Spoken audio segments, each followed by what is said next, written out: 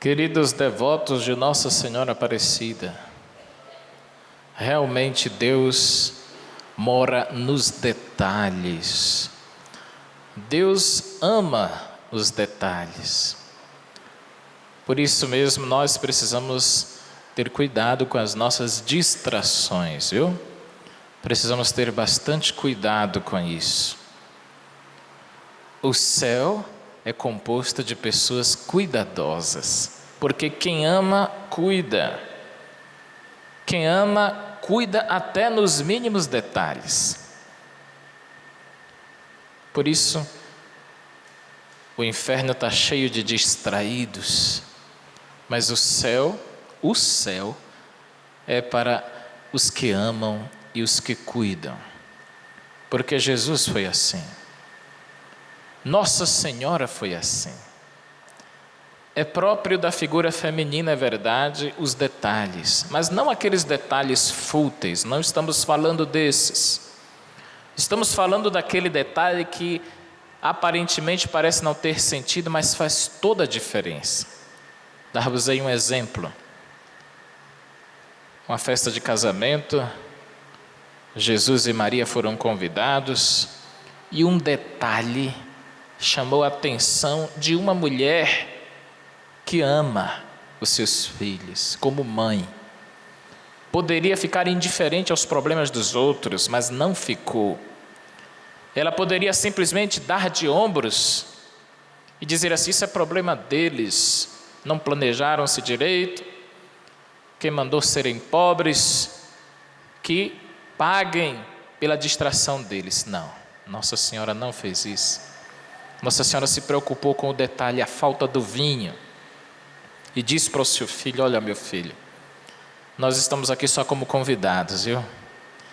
Mas eu sou mãe, e toda mãe se preocupa se o filho tomou remédio, se levou um guarda-chuva mesmo no dia de sol, se almoçou direitinho, se dormiu bem, e eles estão sem vinho. Dá um jeito, eu sei que você pode. Quer dizer, Deus mora nos detalhes, e são detalhes que fazem a diferença na vida das pessoas. Isso não é próprio só da mulher, ou melhor, não deve ser. O homem não perde a sua feminilidade se ele também sabe cuidar dos detalhes de sua esposa, de seus filhos, de sua própria vida.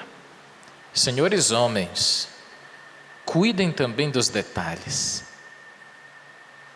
Você ficará ainda mais ser humana, preparando um bom jantar para sua esposa, um bom café, cuidando dos detalhes, amando a sua esposa e seus filhos e a igreja de Cristo, nos detalhes também.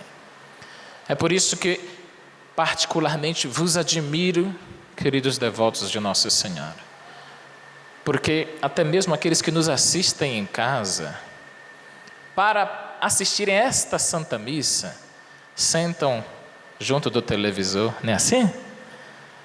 Convida o esposo, convida a esposa. Se alguém chega fazendo barulho, pede para fazer silêncio. Tem pessoas até que aproveitam para fazer o silêncio que não fizeram durante o dia, chegando do trabalho cansado. Quer dizer, todos esses detalhes demonstram muito amor, não é pouco não.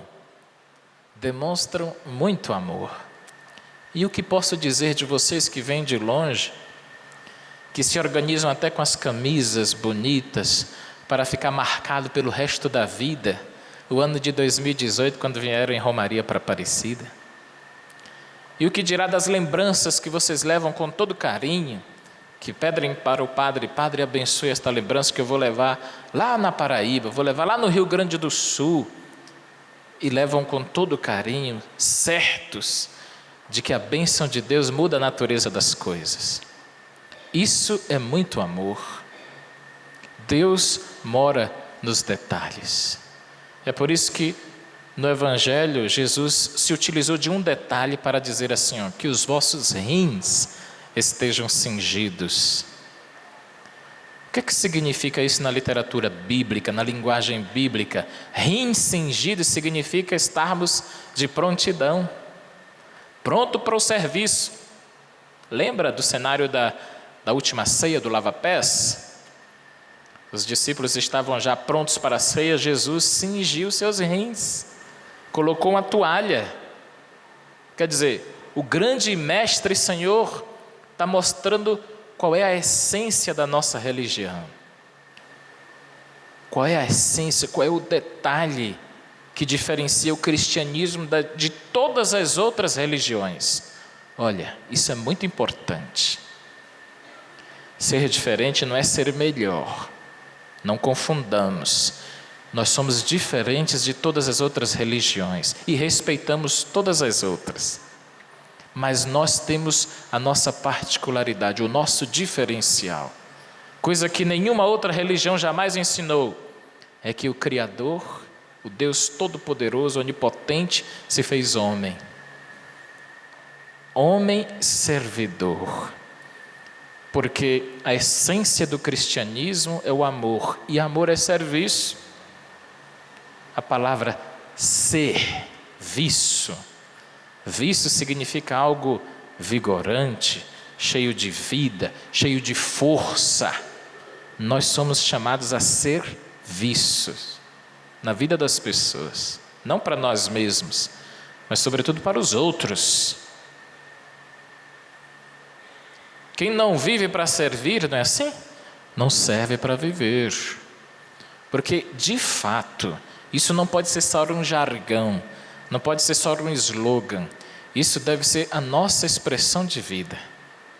Servir aos outros.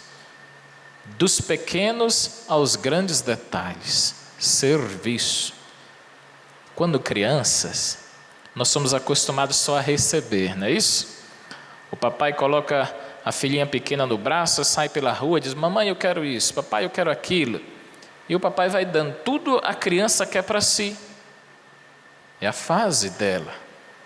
Mas à medida que a gente vai crescendo, se continuarmos desse jeito, querendo todas as coisas e tudo para si, é porque não aprendeu o segredo da vida, continua infantil, imaturo. Mas a pessoa madura, ela começa a rezar como São Francisco. Encontra mais alegria em dar do que em receber. Você já fez essa experiência? Você já experimentou isso na sua vida? De oferecer algo para uma pessoa e ficar mais feliz do que ela? Servir uma pessoa sem ela poder lhe retribuir e no final das contas você fica mais feliz do que a pessoa servida? Esse é o nosso segredo. O segredo do cristianismo, uma religião, uma fé, onde as pessoas tenham gosto de ajudar umas às outras. Ah, padre, mas isso no mundo de hoje, o senhor está falando para as paredes, ninguém vai te ouvir. Não tem problema. O cristianismo começou com 12 pessoas. A verdade tem que ser dita sempre, mesmo que o mundo não a creia, nem dê crédito a ela. Santo Antônio foi assim.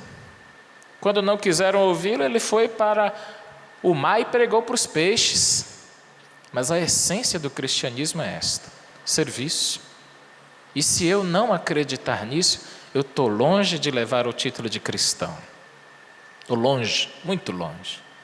Que os vossos rins estejam cingidos, ou seja, que vocês, que nós, que a igreja esteja pronta para servir os outros. E tem mais, queridos.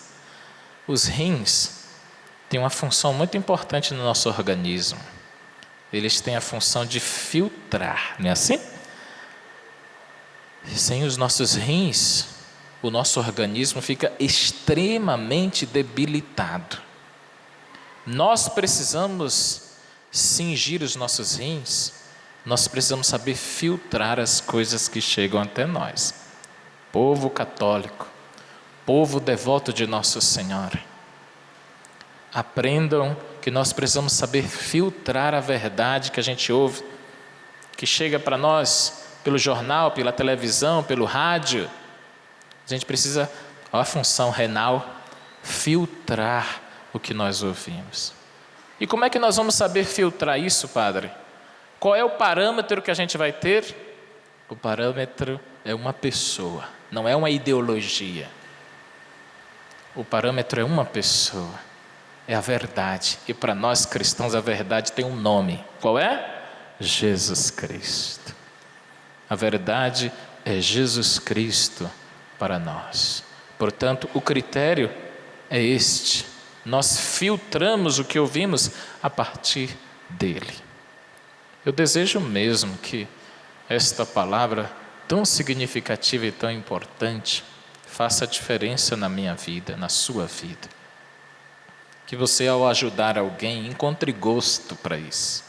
Encontre prazer em ajudar alguém. Tomara que, de tão preocupado com seus afazeres pessoais, você cinja os seus rins, esteja pronto para o serviço e dedique um pouco de tempo para as outras pessoas, para ajudá-las inclusive. Olha, queridos, nós aqui no Santuário Nacional, padres, que atendemos diariamente 5, 6 horas de confissões, sabemos como vocês chegam até nós para serem ouvidas. Ouvidas. Quem dera se entre as famílias os pais ouvissem mais os seus filhos. Quem dera se os filhos encontrassem tempo de ouvir mais os seus pais. E um serviço ao outro. Vivessem de fato uma igreja doméstica. E eu acredito nisso. E como diz o Padre Zezinho, o que para muito parece ser utopia, para mim é paz. Isso é paz. É sonho de um país. É esperança que não se destrói nunca. Mesmo se o cenário for desolador. Mesmo se os exemplos disserem o contrário. Mesmo se o modismo e o modernismo afirmar o contrário, nós continuamos a dizer que isto é possível, com a graça de Deus.